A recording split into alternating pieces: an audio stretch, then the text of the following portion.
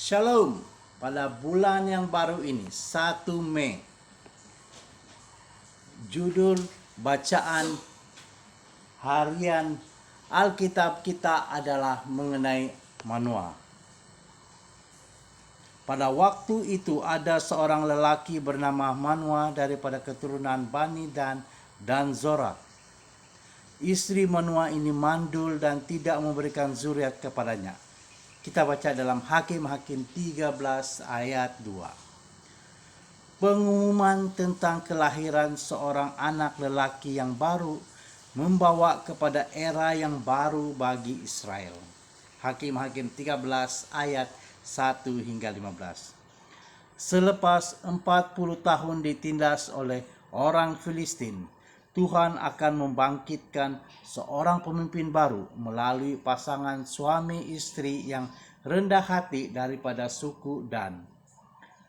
Alkitab bagaimanapun menyediakan sedikit maklumat tentang suami ini, Manoa. Keturunannya tidak dinyatakan dan sukunya hanya dipanggil sebuah bani. Perhatikan bahwa malaikat pertama kali menampakkan diri kepada istrinya dan bukan kepadanya. Pada ayat 2 hingga 5. Ketika dia berdoa meminta agar malaikat yang bertemu istrinya datang bertemunya, malaikat itu datang kembali tetapi hanya kepada istrinya sekali lagi. Istrinya hanya berlari kepadanya untuk memberitahukan tentang tetamu aneh itu. Kemudian dia bertanya kepada malaikat itu, "Sesudah berlakunya apa yang Tuhan katakan itu, bagaimanakah hidup anak itu kelak dan apakah pekerjaannya?" Pada ayat 12. Arahan malaikat ini ditujukan kepada istrinya. Apabila Manoa menjemputnya untuk makan, utusan surga itu menolak jemputan itu dan mengarahkannya untuk mempersembahkannya kepada Tuhan. Manoa masih sukar untuk mempercayainya.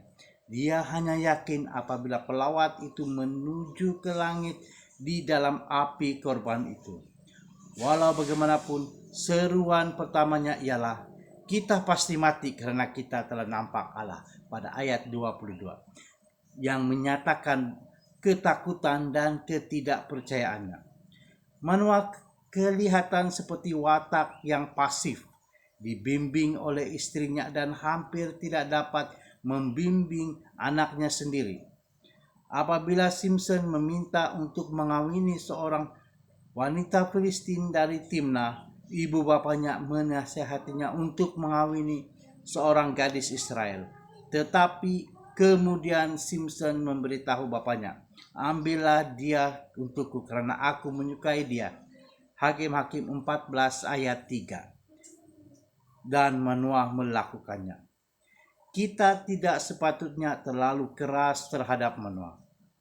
Dia hanya seorang yang sederhana, tetapi dia sebenarnya mewakili sebahagian daripada kita orang Kristen yang perlu lebih proaktif dalam kehidupan kerohani kita dan dalam melayani Tuhan.